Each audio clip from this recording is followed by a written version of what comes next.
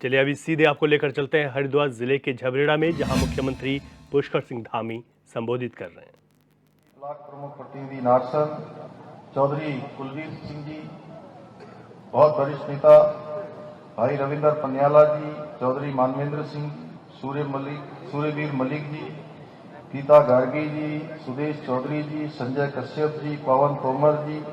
अंशुल चौधरी जी, जितेंद्र कुमार जी, विपिन पालीवाल जी, हितेश शर्मा जी, आदित्य ब्रजवाल जी, प्रहलाद सिंह जी, अनीश गौड़ जी, श्यामवीर सैनी जी, सुशील त्यागी जी, चौधरी राजेंद्र सिंह जी, श्री अशोक सिंह जी और मंच पर आसीन हमारे सभी वरिष्ठ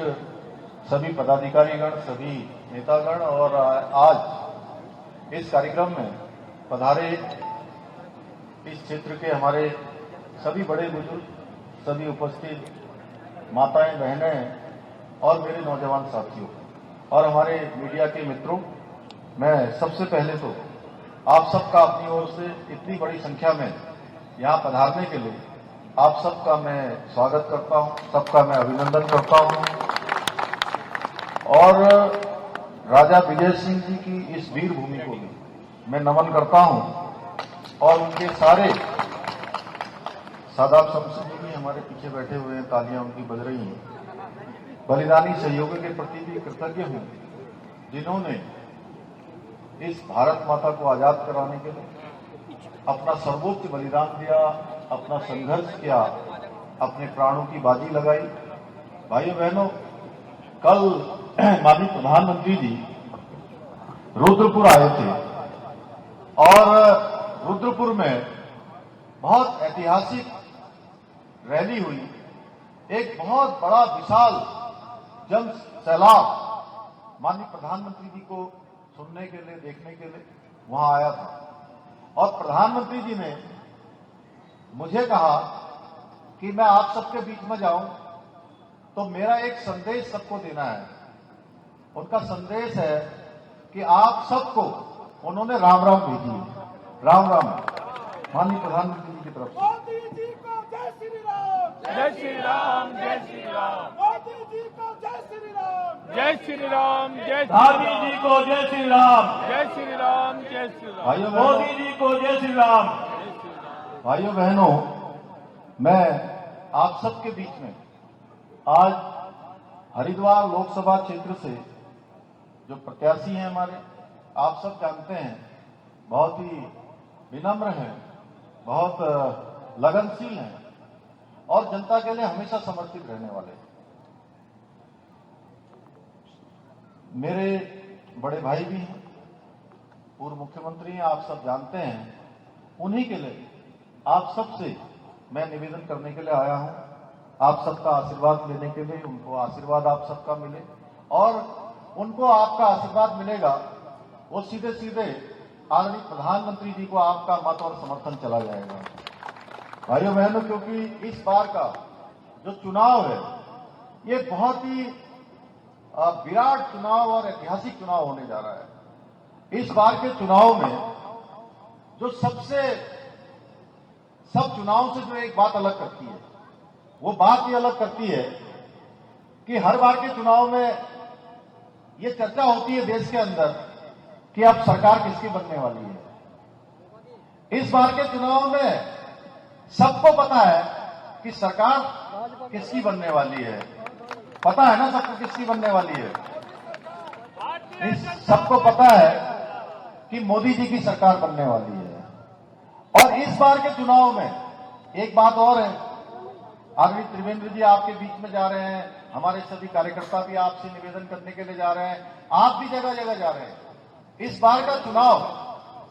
स्वयं जनता जो है सड़कों पर आकर मोदी जी को समर्थन कर रही है और जनता ने चुनाव अपने हाथ में ले लिया है। अब मैं उत्तराखंड के कोने कोने में जा चुका हूं और पिछले 4 महीने से 5 महीने से लगातार मैं लोगों के बीच में गया हूं। मातृशक्ति के भी बहुत बड़े बड़े आयोजन हुए हैं, मातृशक्ति के उत्सव हुए हैं।